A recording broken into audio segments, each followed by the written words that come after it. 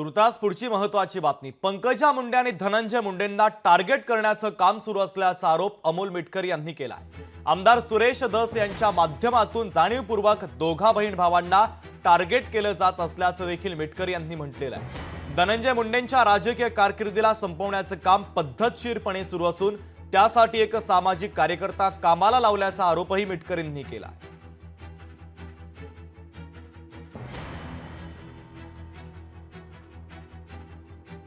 आपल्याला मंत्रिपद मिळालं नाही आणि दोघाही बहीण भावांना मंत्रिपद मिळालं।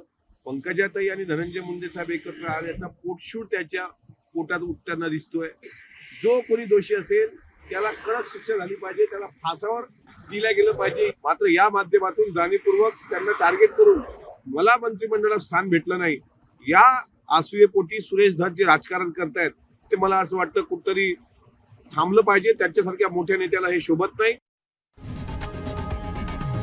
लोकशाही मराठी ऐका, पहा, जागरूक रहा।